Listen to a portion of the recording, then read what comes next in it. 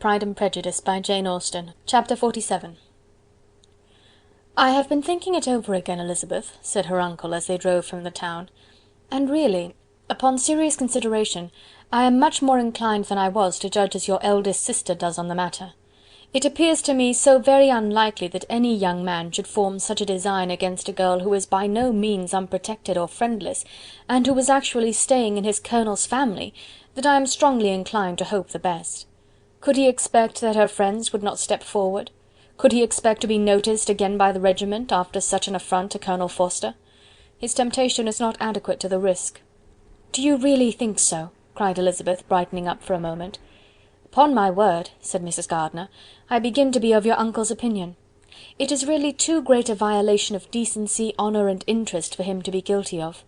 I cannot think so very ill of Wickham. Can you yourself, Lizzy, so wholly give him up as to believe him capable of it?" "Not, perhaps, of neglecting his own interest, but of every other neglect I can believe him capable, if indeed it should be so. But I dare not hope it. Why should they not go on to Scotland, if that had been the case?" "In the first place," replied Mr. Gardiner, "there is no absolute proof that they are not gone to Scotland." "Oh, but their removing from the chaise into a hackney coach is such a presumption! And besides, no traces of them were to be found on the Barnet road." "Well then, supposing them to be in London. They may be there, though for the purpose of concealment, for no more exceptional purpose. It is not likely that money should be very abundant on either side, and it might strike them that they could be more economically, though less expeditiously married in London than in Scotland." "But why all this secrecy? Why any fear of detection? Why must their marriage be private? Oh no, no, this is not likely. His most particular friend, you see by Jane's account, was persuaded of his never intending to marry her. Wickham will never marry a woman without some money. He cannot afford it. And what claims has Lydia, what attraction has she beyond youth, health, and good humour, that could make him, for her sake, forego every chance of benefiting himself by marrying well? As to what restraint the apprehensions of disgrace in the corps might throw on a dishonourable elopement with her, I am not able to judge, for I know nothing of the effects that such a step might produce. But as to your other objection, I am afraid it will hardly hold good. Lydia has no brothers to step forward, and he might imagine from my father's behaviour, from his indolence and the little attention he has ever seemed to give to what was going forward in his family, that he would do as little, and think as little about it, as any father could do in such a matter. But can you think that Lydia is so lost to everything but love of him as to consent to live with him on any terms other than marriage?" "It does seem, and it is most shocking indeed," replied Elizabeth, with tears in her eyes, "that a sister's sense of decency and virtue in such a point should admit of doubt. But really I know not what to say. Perhaps I am not doing her justice, but she is very young. She has never been taught to think on serious subjects, and for the last half year, nay, for a twelvemonth, she has been given up to nothing but amusement and vanity. She has been allowed to dispose of her time in the most idle and frivolous manner, and to adopt any opinions that came in her way. Since the Shire were first quartered in Meryton, nothing but love, flirtation, and officers have been in her head. She has been doing everything in her power by thinking and talking on the subject, to give greater, what shall I call it, susceptibility to her feelings, which are naturally lively enough. And we all know that Wickham has every charm of person and address that can captivate a woman." "But you see that Jane," said her aunt, "does not think so very ill of Wickham as to believe him capable of the attempt." "Of whom does Jane ever think ill? And who is there, whatever might be their former conduct, that she would think capable of such an attempt, till it were proved against them? But Jane knows, as well as I do, what Wickham really is. We both know that he has been profligate in every sense of the word, that he has neither integrity nor honour, that he is as false and deceitful as he is insinuating." "And you really know all this?" cried Mrs. Gardiner, whose curiosity as to the mode of her intelligence was all alive. "I do indeed," replied Elizabeth, colouring. "I told you the other day of his infamous behaviour to Mr. Darcy, and you yourself, when last at Longbourn, heard in what manner he spoke of the man who had behaved with such forbearance and liberality towards him. And there are other circumstances which I am not at liberty, which it is not worth while to relate. But his lies about the whole Pemberley family are endless. From what he said of Miss Darcy I was thoroughly prepared to see a proud, reserved, disagreeable girl, yet he knew to the contrary himself. He must know that she was as amiable and unpretending as we have found her." But does Lydia know nothing of this? Can she be ignorant of what you and Jane seem so well to understand? Oh, yes. That is the worst of all. Till I was in Kent, and saw so much of both Mr. Darcy and his relation, Colonel Fitzwilliam, I was ignorant of the truth myself. And when I returned home, the Shire was to leave Meryton in a week or fortnight's time. As that was the case, neither Jane, to whom I related the whole, nor I, thought it necessary to make our knowledge public. For of what use could it apparently be to anyone, that the good opinion which all the neighbourhood had of him should then be overthrown? And even if it was settled that Lydia should go with Mrs. Forster, the necessity of opening her eyes to his character never occurred to me. That she could be in any danger from the deception never entered my head. That such a consequence as this could ensue, you may easily believe, was far enough from my thoughts. When they all removed to Brighton, therefore, you had no reason, I suppose, to believe them fond of each other? Not the slightest. I can remember no symptom of affection on either side, and had anything of the kind been perceptible, you must be aware that ours is not a family on which it could be thrown away. When first he entered the corps, she was ready enough to admire him, but so we all were. Every girl in or near Meryton was out of her senses about him for the first 2 months, but he never distinguished her by any particular attention, and consequently, after a moderate period of extravagant and wild admiration, her fancy for him gave way, and others of the regiment, who treated her with more distinction, again became her favourites. It may be easily believed that however little of novelty could be added to their fears, hopes, and conjectures on this interesting subject by its repeated discussion, no other could detain them from it long during the whole of the journey. From Elizabeth's thoughts it was never absent. Fixed there by the keenest of all anguish, self-reproach, she could find no interval of ease or forgetfulness. They travelled as expeditiously as possible, and sleeping one night on the road, reached Longbourn by dinner-time the next day. It was a comfort to Elizabeth to consider that Jane could not have been wearied by long expectations. The little gardeners, attracted by the sight of a chaise, were standing on the steps of the house as they entered the paddock, and when the carriage drove up to the door, the joyful surprise that lighted up their faces and displayed itself over their whole bodies in a variety of capers and frisks was the first pleasing earnest of their welcome. Elizabeth jumped out, and after giving each of them a hasty kiss, hurried into the vestibule, where Jane, who came running down from her mother's apartment, immediately met her. Elizabeth, as she affectionately embraced her, whilst tears filled the eyes of both, lost not a moment in asking whether anything had been heard of the fugitives. "Not yet," replied Jane, "but now that my dear uncle is come, I hope everything will be well. Is my father in town?" "Yes, he went on Tuesday, as I wrote you word." "And have you heard from him often?" "We have heard only twice. He wrote me a few lines on Wednesday to say that he had arrived in safety, and to give me his directions, which I particularly begged him to do. He merely added that he should not write again till he had something of importance to mention." "And my mother, how is she? How are you all?" "My mother is tolerably well, I trust, though her spirits are greatly shaken. She is upstairs, and will have great satisfaction in seeing you all. She does not yet leave her dressing-room. Mary and Kitty, thank heaven, are quite well." "But you, how are you?" cried Elizabeth. "You look pale. How much you must have gone through." Her sister, however, assured her of her being perfectly well, and their conversation, which had been passing while Mr. and Mrs. Gardiner were engaged with their children, was now put an end to by the approach of the whole party. Jane ran to her uncle and aunt, and welcomed and thanked them both, with alternate smiles and tears. When they were all in the dining-room, the questions which Elizabeth had already asked were of course repeated by the others, and they soon found that Jane had no intelligence to give. The sanguine hope of good, however, which the benevolence of her heart suggested, had not yet deserted her. She still expected that it would all end well, and that every morning would bring some letter, either from Lydia or her father, to explain their proceedings, and perhaps announce their marriage. Mrs. Bennet, to whose apartment they all repaired after a few minutes' conversation together, received them exactly as might be expected, with tears and lamentations of regret, invectives against the villainous conduct of Wickham, and complaints of her own sufferings and ill usage, blaming everybody but the person to whose ill-judging indulgence the errors of her daughter must principally be owing. "If I had been able," said she, "to carry my point in going to Brighton with all my family, this would not have happened. But poor dear Lydia had nobody to take care of her. Why did the Forsters ever let her go out of their sight? I am sure there was some great neglect or other on their side, for she is not the kind of girl to do such a thing if she had been well looked after. I always thought they were unfit to have the charge of her, but I was overruled, as I always am. poor dear child! And now here's Mr. Bennet gone away, and I know he will fight Wickham, wherever he meets him, and then he will be killed, and what is to become of us all? The Collinses will turn us out before he is cold in his grave, and if you are not kind to us, brother, I do not know what we shall do." They all exclaimed against such terrific ideas, and Mr. Gardiner, after general assurances of his affection for her and all her family, told her that he meant to be in London the very next day, and would assist Mr. Bennet in every endeavour for recovering Lydia. "Do not give way to useless alarm," added he.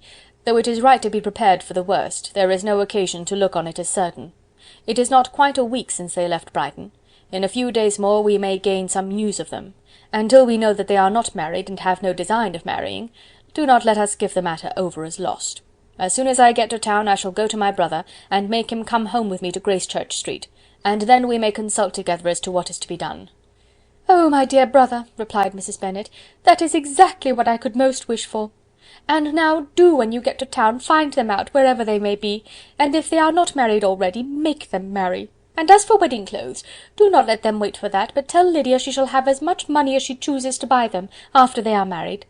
And above all, keep Mr. Bennet from fighting. Tell him what a dreadful state I am in, that I am frighted out of my wits, and have such tremblings, such flutterings all over me, such spasms in my side, and pains in my head, and such beatings at heart, that I can get no rest by night nor by day. And tell my dear Lydia not to give any directions about her clothes till she has seen me, for she does not know which are the best warehouses. Oh, brother, how kind you are! I know you will contrive it all." But Mr. Gardiner, though he assured her again of his earnest endeavours in the cause, could not avoid recommending moderation to her, as well in her hopes as her fear; and after talking with her in this manner till dinner was on the table, they all left her to vent her feelings on the housekeeper, who attended in the absence of her daughters. Though her brother and sister were persuaded that there was no real occasion for such a seclusion from the family, they did not attempt to oppose it, for they knew that she had not prudence enough to hold her tongue before the servants while they waited at table, and judged it better that one only of the household, and the one whom they could most trust, should comprehend all her fears and solicitude on the subject. In the dining-room they were soon joined by Mary and Kitty, who had been too busily engaged in their separate apartments to make their appearance before. One came from her books, and the other from her toilette. The faces of both, however, were tolerably calm, and no change was visible in either, except that the loss of her favourite sister, or the anger which she had herself incurred in this business, had given more of fretfulness than usual to the accents of Kitty. As for Mary, she was mistress enough of herself to whisper to Elizabeth, with a countenance of grave reflection, soon after they were seated at table, "This is a most unfortunate affair, and will probably be much talked of. But we must stem the tide of malice, and pour into the wounded bosoms of each other the balm of sisterly consolation." Then, perceiving in Elizabeth no inclination of replying, she added, "Unhappy as the event must be for Lydia, we may draw from it this useful lesson, that loss of virtue in a female is irretrievable, that one false step involves her in endless ruin, that her reputation is no less brittle than it is beautiful, and that she cannot be too much guarded in her behaviour towards the undeserving of the other sex." Elizabeth lifted up her eyes in amazement, but was too much oppressed to make any reply. Mary, however, continued to console herself with such kind of moral extractions from the evil before them. In the afternoon the two elder Miss Bennets were able to be for half an hour by themselves, and Elizabeth instantly availed herself of the opportunity of making any inquiries which Jane was equally eager to satisfy. After joining in general lamentations over the dreadful sequel of this event, which Elizabeth considered as all but certain, and Miss Bennet could not assert to be wholly impossible, the former continued the subject by saying, "But tell me all and everything about it which I have not already heard. Give me further particulars. What did Colonel Forster say? Had they no apprehension of anything before the elopement took place? They must have seen them together for ever." Colonel Forster did own that he had often suspected some partiality, especially on Lydia's side, but nothing to give him any alarm. I am so grieved for him. His behaviour was attentive and kind to the utmost. He was coming to us in order to assure us of his concern before he had any idea of their not being gone to Scotland. When that apprehension first got abroad, it hastened his journey. And was Denny convinced that Wickham would not marry? Did he know of their intending to go off? Had Colonel Forster seen Denny himself? Yes. But when questioned by him, Denny denied knowing anything of their plans, and would not give his real opinion about it. He did not repeat his persuasion of their not marrying, and from that, I am inclined to hope, he might have been misunderstood before. And till Colonel Forster came himself, not one of you entertained a doubt, I suppose, of their really being married? How was it possible that such an idea should enter our brains? I felt a little uneasy, a little fearful of my sister's happiness with him in marriage, because I knew that his conduct had not always been quite right.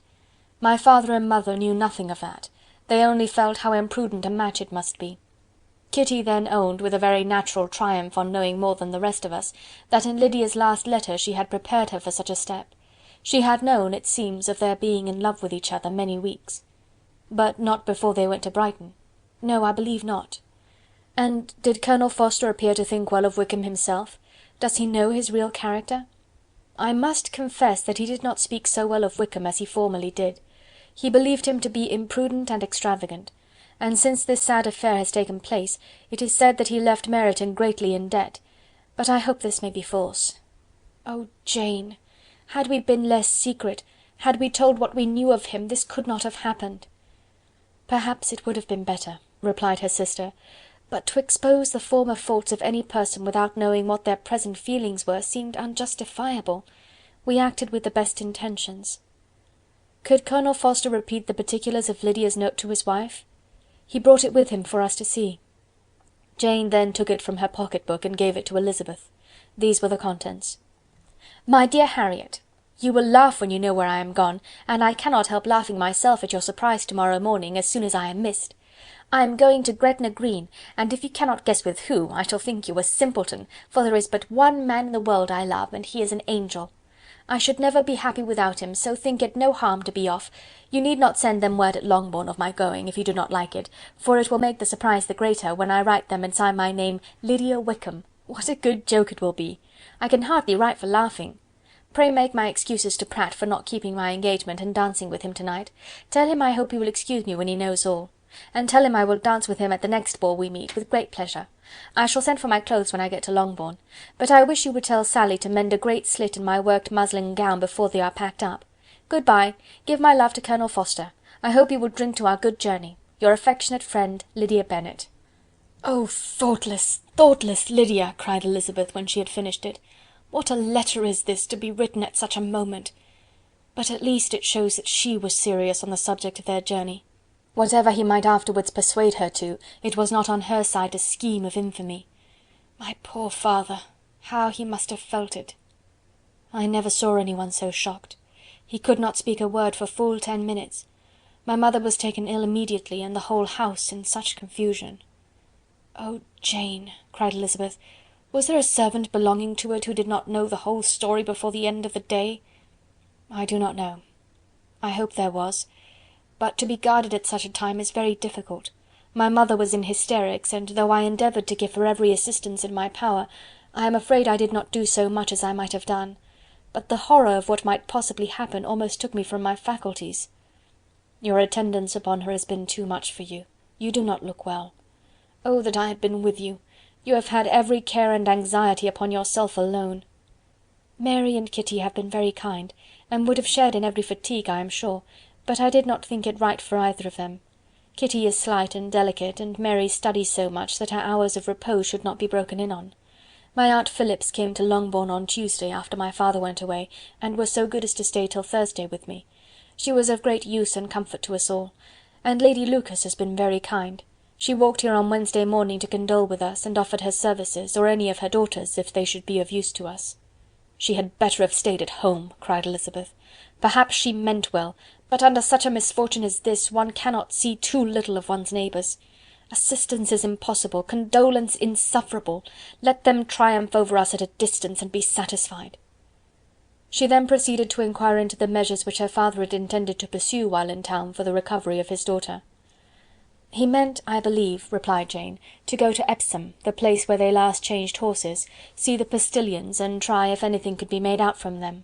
His principal object must be to discover the number of the hackney coach which took them from Clapham. It had come with a fare from London, and as he thought that the circumstance of a gentleman and ladies removing from one carriage into another might be remarked, he meant to make inquiries at Clapham. If he could anyhow discover at what house the coachman had before set down his fare, he determined to make inquiries there, and hoped it might not be impossible to find out the stand and number of the coach. I do not know of any other designs that he had formed, but he was in such a hurry to be gone, and his spirits so greatly discomposed, that I had difficulty in finding out even so much as this. Chapter 48.